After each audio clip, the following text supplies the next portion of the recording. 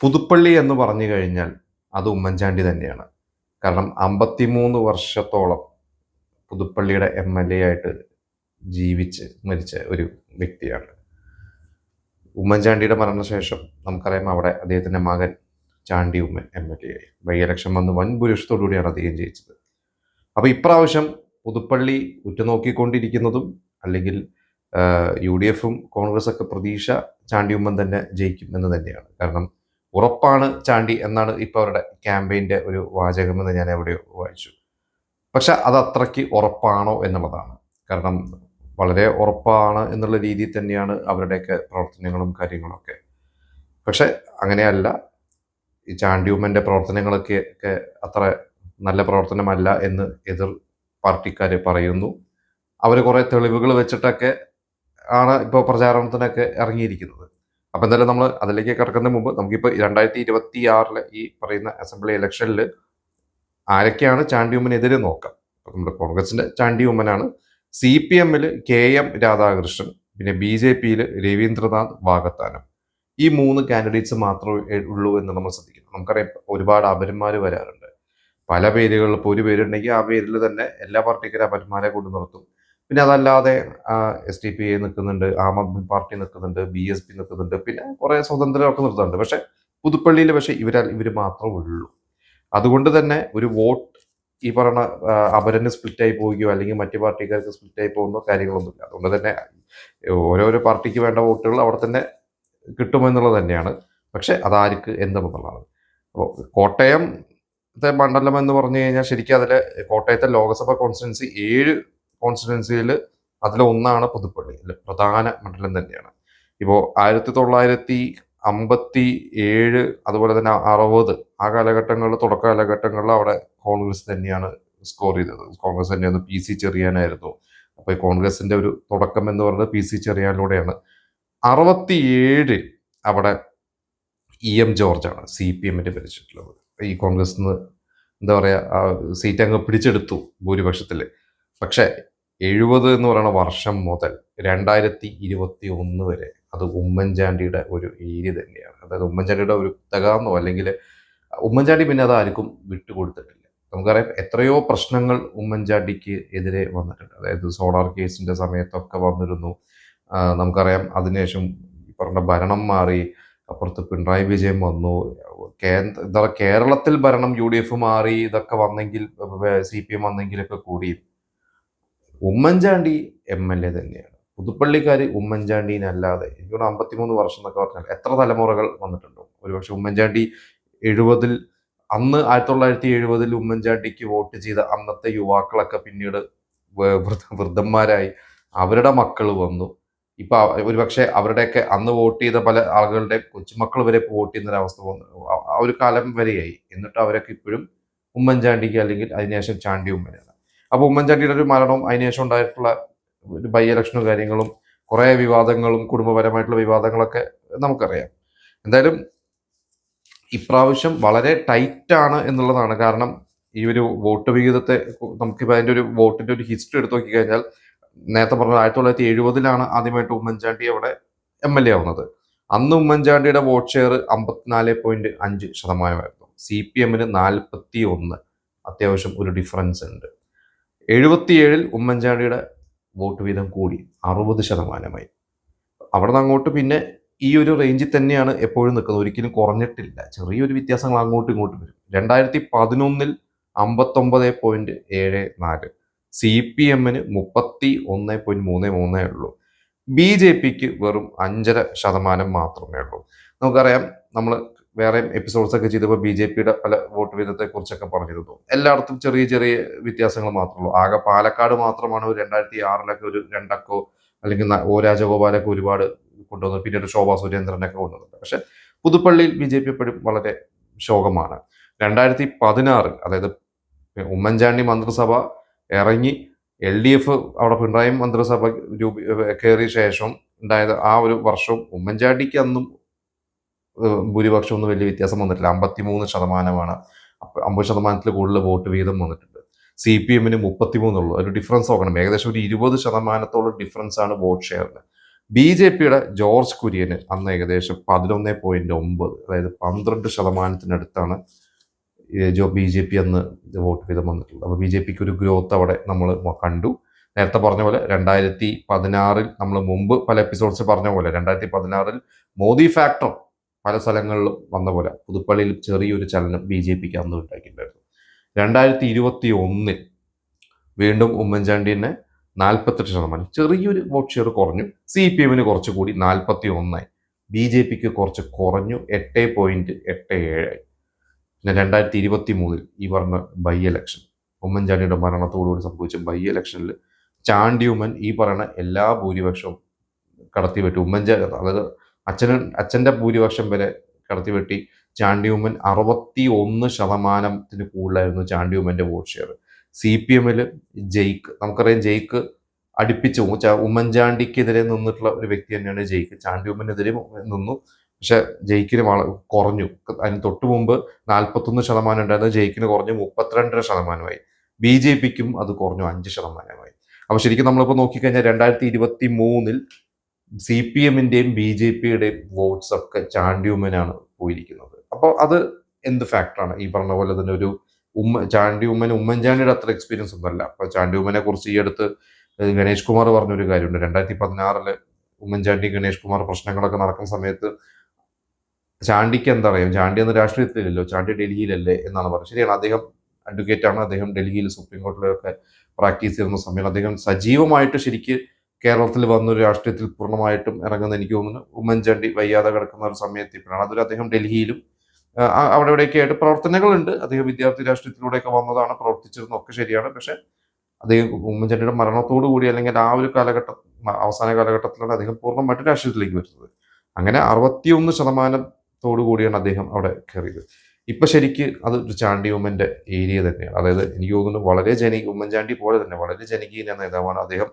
ഓരോ വോട്ടർമാരുടെ ഇടയിൽ ഇറങ്ങി ചെന്ന് സംസാരിക്കും. അവിടെ നാട്ടിൽ എന്ത് പ്രശ്നം ഉണ്ടായാലും, അതായത് അവിടെ നാട്ടിലെപ്പോഴും ഓടി നടന്ന് പ്രവർത്തിക്കുന്ന ഒരു വളരെ എനർജറ്റിക് ആയിട്ടുള്ള ഒരു ചെറുപ്പക്കാരൻ തന്നെയാണ്. പക്ഷെ അദ്ദേഹത്തിന്റെ കാര്യങ്ങൾ അത്ര സേഫ് ആണോ എന്നുള്ളതാണ്. കാരണം ഇപ്പോൾ ഈ CPM അവിടെ ആരോപിക്കുന്നത്, ഇന്ന് അദ്ദേഹത്തിന്റെ ഈ പറഞ്ഞ എതിർ സ്ഥാനാർത്ഥി ആരോപിക്കുന്ന കുറച്ച് കാര്യങ്ങളുണ്ട്. അതിലൊന്ന് അദ്ദേഹം പറഞ്ഞിട്ടുള്ള വാചകങ്ങൾ ഇങ്ങനെയാണ്: അച്ഛന്റെ സ്മരണ വിറ്റ് പൈസ വാങ്ങുന്ന രാഷ്ട്രീയം ചാണ്ടി നിർത്തണം. ഈ KM രാധാകൃഷ്ണൻ പറഞ്ഞിരിക്കുന്നതാണ്. ഉമ്മൻചാണ്ടി ഫൗണ്ടേഷന്റെ പേരിൽ കോടിക്കണക്കിന് രൂപയാണ് ഇവിടെ വരുന്നത്. മണ്ഡലത്തിൽ എത്ര വീടുകൾ കൊടുത്തു എന്ന് മേൽവിലാസം സഹിതം പറയാൻ ചാണ്ടി തയ്യാറുണ്ടോ? കാരണം ഇപ്രാവശ്യം അവിടെ ചാണ്ടി ഉമ്മനും ഇവരൊക്കെ വികസനത്തിന്റെ ഭാഗമായിട്ട് ഇവർ പറഞ്ഞ ഞങ്ങൾ ചെയ്ത പ്രവർത്തനങ്ങളെ കുറിച്ച് പറഞ്ഞ ഒരുപാട് പേർക്ക് വീട് വെച്ച് കൊടുത്തു എന്നുള്ളതൊക്കെയാണ് ഇവർ അവകാശപ്പെടുന്നത്. അപ്പോൾ KM രാധാകൃഷ്ണൻ പറഞ്ഞത്, അങ്ങനെ വീട് വെച്ച് കൊടുത്തിട്ടുണ്ടെങ്കിൽ മേൽവിലാസം സഹിതം നിങ്ങൾ തെളിവ് പുറത്തു വിടണം. പിന്നെ ഈ ഉമ്മൻചാണ്ടി ഫൗണ്ടേഷന്റെ ഒക്കെ പേരിൽ കുറെ ഫണ്ട് വരുന്നുണ്ട്, പക്ഷെ അതൊന്നും വേണ്ട പോലെ പുതുപ്പള്ളിക്ക് വേണ്ടി പ്രയോജനപ്പെടുത്തുന്നില്ല എന്നുള്ളതാണ്.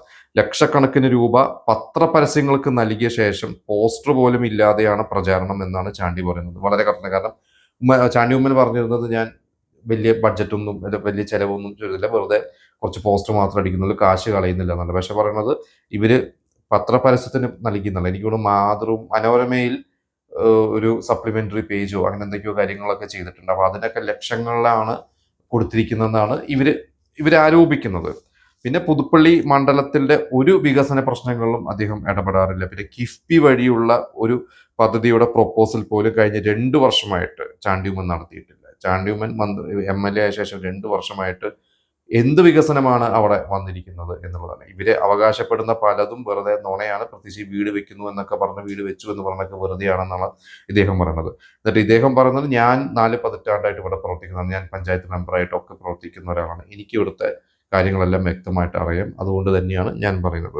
പിന്നെ റോഡുകളെ കുറിച്ച് പറയുന്നുണ്ട്, റോഡുകളെ കുറിച്ചൊക്കെ നന്നാക്കി എന്നൊക്കെ പറയുമ്പോഴൊക്കെ ഇദ്ദേഹം പറയണത് ഒന്നും ശരിയാക്കിയിട്ടില്ല, ഒരു കാര്യമില്ല. പിന്നെ ഒന്നും സംഭവിച്ചില്ലെങ്കിലും ഒന്നും ചെയ്തില്ലെങ്കിലും ഇവിടെ ഞാൻ ജയിക്കും എന്നുള്ളൊരു ആറ്റിറ്റ്യൂഡാണ് ചാണ്ടി ഉമ്മനുള്ളത്. ഉമ്മൻചാണ്ടി എന്ന് പറയുന്ന ഒരു വ്യക്തിയുടെ മകനായതുകൊണ്ട് അദ്ദേഹം വളരെ ഈസി ആയിട്ടാണ് എടുത്തിരിക്കുന്നത്. പക്ഷെ അതിന് ഇപ്രാവശ്യത്തെ ജനം മറുപടി പറയും എന്നുള്ളതാണ് പറയുന്നത്. എന്നിട്ട് അതിന്റെ കൂടെ അദ്ദേഹം പറയുന്നത്, മുഖ്യമന്ത്രി പിണറായി വിജയന്റെ നേതൃത്വത്തിൽ 5 ലക്ഷത്തിന് കൂടുതൽ വീടുകളാണ് ഇപ്രാവശ്യം ലൈഫ് പദ്ധതിയിൽ വെച്ച് കൊടുത്തത്. പക്ഷെ ഇവിടെ ആകെ 2 വീടെന്തോണം വെച്ച് കൊടുത്തിട്ടുള്ള പുതുപ്പള്ളിയിൽ. പിന്നെ തറക്കല്ലിടാൻ എനിക്കും കഴിയും, പക്ഷെ വീട് വെച്ച് കൊടുക്കണം. ഇവിടെ തറക്കല്ല് ഇട്ടിട്ട് അതൊരു വീട് വെച്ച് കൊടുക്കലാണെന്നുള്ള പേരിൽ വ്യാജ പ്രചരണമാണ് അവിടെ നടത്തിക്കൊണ്ടിരിക്കുന്നത് എന്നുള്ളത്.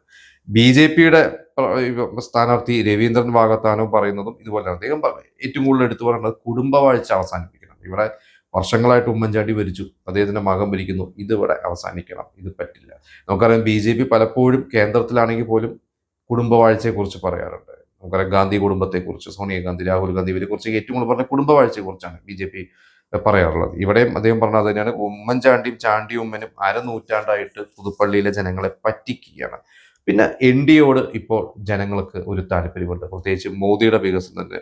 അതായത് വികസിത ഇന്ത്യ, വികസിത കേരളം, അതുപോലെ വികസിത പുതുപ്പള്ളി. അപ്പം ഈ പറയുന്ന പുതുപ്പള്ളിയിലേക്ക് BJP ജയിച്ചാൽ, NDA ജയിച്ചാൽ എന്ത് ചെയ്യുമെന്ന് വെച്ചാൽ അദ്ദേഹം പറഞ്ഞത് മോദിയുടെ വികസനം നിങ്ങൾ കാണുന്നില്ലേ, ആ വികസനം ഇവിടെ കേരളത്തിൽ, ഇവിടെ പുതുപ്പള്ളിയിൽ വരും, അതെന്റെ ഉറപ്പാണ്, ഞാൻ വിജയിച്ചാൽ അത് ചെയ്യുമെന്നുള്ളതാണ് ഇദ്ദേഹം പറയുന്നത്. പിന്നെ അദ്ദേഹം എടുത്തു പറയുന്നുണ്ട് ഇവിടെ കുടിവെള്ളത്തെക്കുറിച്ച്. ഇപ്പോഴും പലപ്പോഴും പുതുപ്പള്ളിയോട് സഞ്ചരിക്കുമ്പോൾ അവിടെ കുടമായിട്ട് കുടിവെള്ളത്തിന് വേണ്ടി കാത്തിരിക്കുന്നവരെ കാണാം. അതിനൊന്നും ചാണ്ടി ഉമ്മൻ ഒന്നും ചെയ്യുന്നില്ല. പിന്നെ അദ്ദേഹം ഏറ്റവും കൂടുതൽ പ്രശ്നം ശ്രദ്ധിക്കേണ്ട കാര്യം, ഏറ്റവും കൂടുതൽ ഈ പറഞ്ഞ BJP സ്ഥാനാർത്ഥി ഈ ചാണ്ടി ഉമ്മനെതിരെ, UDF-നെതിരെയാണ് കൂടുതൽ ആരോപണം. അദ്ദേഹം LDF-നെ അധികം തൊട്ടിട്ടില്ല. അപ്പൊ ചോദിച്ചപ്പോൾ പറയണത് LDF ഇവിടെ ജയിക്കൊന്നുമില്ല, LDF-ന് ഒരു ബലിയാട് മാത്രമേ ഉള്ളൂ. പിന്നെ അദ്ദേഹം പറയുന്നത് LDF UDF തമ്മിലൊരു ഡീലാണ്. നമ്മൾ ഡീൽ എന്ന് പറയുന്ന ഒരു വാക്കാണല്ലോ ഇപ്പോൾ കോമൺ. അപ്പോൾ LDF UDF തമ്മിൽ ഡീലാണ്. LDF-ൽ വളരെ വീക്കായിട്ടുള്ള ഒരു കാൻഡിഡേറ്റിനെ അവിടെ നിർത്തിയത് ചാണ്ടി ഉമ്മനെ ജയിപ്പിക്കാനാണ്. ചാണ്ടി ഉമ്മൻ അവിടെ വോട്ട് LDF മറയ്ക്കുമെന്നാണ്. പക്ഷെ അതൊക്കെ ജനങ്ങൾ എഴുതിത്തള്ളും. ജനങ്ങൾക്ക് മനസ്സിലായിട്ടുണ്ട് ഒരു അരനൂറ്റാണ്ടായിട്ട് ഇവിടെ ഉമ്മൻചാണ്ടി, അതിനുശേഷം ചാണ്ടി ഉമ്മനൊക്കെ ജനങ്ങളെ പറ്റിച്ചുകൊണ്ടിരിക്കുന്നതൊന്നുമല്ല. അത് ജനങ്ങൾക്ക് മനസ്സിലായി, ജനങ്ങൾ മാറ്റിക്കുത്തും, NDA ഇവിടെ വരും എന്നാണ് അദ്ദേഹം അവകാശപ്പെടുന്നത്. എന്തായാലും ഇദ്ദേഹം പറയുന്ന പോലെ NDA വരുമോ ഇല്ലയോ എന്നുള്ളതല്ല. എങ്കിലും ഇപ്പൊ നമ്മൾ നേരത്തെ പറഞ്ഞ പോലെ വോട്ട് ഷെയർ, അതായത് മോദി ഫാക്ടർ 2016 ശേഷം ഒരു ഒരു ഒരു ചലനം BJP സൃഷ്ടിച്ചിട്ടുണ്ട്. പുതുപ്പള്ളിയിൽ ചെറിയൊരു ചലനമാണ്, പക്ഷെ കഴിഞ്ഞ തവണ ആ ചലനമൊക്കെ വളരെ താഴോട്ട് പോയി. നേരത്തെ നമ്മൾ പറഞ്ഞ പോലെ 2 അക്കത്തുനിന്ന് 1 അക്കത്തിലോട്ട് പോയിട്ടുണ്ട്. അപ്പൊ ഇപ്രാവശ്യം അത് എത്രയ്ക്ക് പോവും, ഒരു 15% അല്ലെങ്കിൽ 20% ഒക്കെ വോട്ട് പിടിച്ചാൽ അതൊരു വലിയ കാര്യം തന്നെയായിരിക്കും. എന്തായാലും ജയിക്ക് ആയിരുന്നു കുറെ വർഷങ്ങൾ CPM-ന് നിന്നിരുന്നത്. അപ്പൊ ജയിക്കിനെ കുറിച്ച് എന്റെ ഏറ്റവും ശക്തനായ എതിരാളിയാണ് ജയിക്ക് എന്ന് ഉമ്മൻചാണ്ടി പറഞ്ഞിരുന്നു എന്നാണ് ജയിക്ക് തന്നെ അവകാശപ്പെടുന്നത്. പക്ഷെ ഇപ്രാവശ്യം ജയിക്കിനെ അവിടെ നിർത്തിയില്ല, പകരം വേറൊരു വ്യക്തിയെ നിർത്തില്ല. എന്തായാലും നമുക്ക് നോക്കാം. ഈ പറഞ്ഞ പോലെ ആരോപണങ്ങളൊക്കെ ചാണ്ടി ഉമ്മൻ എങ്ങനെ അതിജീവിക്കും. 60% വോട്ട് ഷെയർ എന്നുള്ളത് ചാണ്ടി ഉമ്മനിന് ആ വോട്ട് ഷെയർ കൂട്ടിയാൽ പിന്നെ എനിക്ക് തോന്നുന്നു ചാണ്ടി ഉമ്മനൊന്നും അടുത്തൊന്നും മാറ്റാൻ പറ്റില്ല. ഇതിനിടയ്ക്ക് നമുക്കറിയാം ചാണ്ടി ഉമ്മന്റെ കുടുംബത്തേക്ക് വലിച്ചരച്ച്, അതായത് ചാണ്ടി ഉമ്മന്റെ സഹോദരിമാരായ മറിയമ്മന് സീറ്റ് കൊടുക്കുമെന്ന് പറഞ്ഞിരുന്നു. അപ്പൊ ചാണ്ടി ഉമ്മൻ പറഞ്ഞു എന്ന് പറഞ്ഞിട്ട്, അതായത് മറിയയ്ക്ക് സീറ്റ് കൊടുത്താൽ ഞാൻ രാജിവെക്കും, പിന്നെ മറിയയ്ക്ക് വേണമെങ്കിൽ പുതുപ്പള്ളി മത്സരിക്കാം. അപ്പൊ അദ്ദേഹം പറയുന്നത് ഈ കുടുംബത്തിൽ നിന്ന് ഒരാൾ മതി എന്നുള്ളതാണ് ഉമ്മൻചാണ്ടി അദ്ദേഹം പറഞ്ഞിരുന്നത്. അതുകൊണ്ട് ഞാൻ തന്നെ മതി എന്ന രീതിയിലാണ് അദ്ദേഹത്തിന്റെ ഒരു ഇത്. എനിക്ക് പെങ്ങൾക്ക് നിൽക്കണമെന്നുണ്ടെങ്കിൽ ഞാൻ മാറിത്തരാം, ഞാൻ പുതുപ്പള്ളിയിൽ അവർ നിൽക്കട്ടെ എന്നുള്ളതാണ്. പക്ഷെ എന്തായാലും മറിയ നിന്നിട്ടില്ല. അതിനിടയ്ക്ക് നമുക്കറിയാം മറിയയുടെ ഹസ്ബൻഡ്, അദ്ദേഹം 2020-യുടെ സ്ഥാനാർത്ഥിയായിട്ടാണ് നിൽക്കുന്നത്. പിന്നെ അച്ചൂമ്മൻ, മറ്റൊരു സഹോദരി അച്ചൂമ്മന്റെ പേര് പലപ്പോഴും പറഞ്ഞിരുന്നു. പക്ഷെ അച്ചൂമ്മനും ഉമ്മൻചാണ്ടിയുടെ മരണസമയത്തും അച്ചൂമ്മൻ പറഞ്ഞിരുന്നത് കുടുംബത്തിലെ രാഷ്ട്രീയ പ്രവർത്തകൻ അത് ചാണ്ടി ഉമ്മൻ തന്നെയാണ്, ഞാൻ രാഷ്ട്രീയത്തിലേക്ക് ഇല്ല എന്ന് അദ്ദേഹം അവർ പറഞ്ഞിട്ടുണ്ട്. പിന്നെ ഷാഫി പറമ്പിൽ വടകരയിൽ നിന്നപ്പോൾ നോമിനേഷൻ കൊടുക്കുന്ന സമയത്ത് അവർ പറഞ്ഞത് അത് ഷാഫിയോടുള്ള സൗഹൃദം, ഷാഫിയും ഉമ്മൻചാണ്ടി തമ്മിലുള്ള ബന്ധം, അതിനുവേണ്ടി ഞാൻ വന്നു എന്ന് മാത്രമേ, ഞാൻ രാഷ്ട്രീയമില്ല. അപ്പോൾ നമുക്കറിയാം അവര് ദുബായിലാണ്. എന്തായാലും മറിയ ചെങ്ങന്നൂർ നിൽക്കുമെന്നൊക്കെ ഉണ്ടായിരുന്നു, എന്തായാലും അത് നടന്നില്ല. ഇപ്പൊ എന്തായാലും ആ കുടുംബത്തിൽ ചാണ്ടി ഉമ്മൻ തന്നെയാണ്. പിന്നെ മരുമകൻ ഡോക്ടർ വർഗീസ് ജോർജ്, അദ്ദേഹം 2020 സ്ഥാനാർത്ഥിയായിട്ട് നിൽക്കുന്നുണ്ട്. അപ്പോൾ എന്തായാലും കുടുംബത്തിന്റെ അകത്ത് തന്നെ 2 രാഷ്ട്രീയമാണ്. എന്തായാലും ചാണ്ടി ഉമ്മൻ അത്ര ഈസി അല്ല എന്നുള്ളതാണ് എനിക്ക് തോന്നുന്നത്. വിജയിക്കും എന്ന് തന്നെയാണ് നമുക്കറിയാം. പക്ഷെ ആ വോട്ട് ഷെയർ എത്ര വരും, ഭൂരിപക്ഷം അദ്ദേഹം കൂട്ടേണ്ടതാണ്. അദ്ദേഹത്തിന്റെ എന്താ പറയാ, അത് കഴിഞ്ഞ തവണ വോട്ട് ഷെയർ അല്ലെങ്കിൽ അദ്ദേഹത്തിന് ഭൂരിപക്ഷം കൂടിയത് ഒരു ഉമ്മൻചാണ്ടി ഒരു സെന്റിമെന്റ്സ് ആണ്. അപ്പൊ ഇപ്രാവശ്യം ആ സെന്റിമെന്റ്സ് വർക്കാവില്ല. അതുകൊണ്ട് അദ്ദേഹം വോട്ട് ഷെയർ കൂട്ടണം. അത് കുറഞ്ഞു കഴിഞ്ഞാൽ അത് ചാണ്ടി ഉമ്മന് ഒരു ക്ഷീണം തന്നെയായിരിക്കും. എന്തായാലും നമുക്ക് കാത്തിരുന്ന് കാണാം. നിങ്ങൾക്ക് എന്താണ് തോന്നുന്നത് പുതുപ്പള്ളി മണ്ഡലത്തെ കുറിച്ചും നിങ്ങളുടെ അഭിപ്രായം നമുക്ക് കമന്റ് ചെയ്യുക.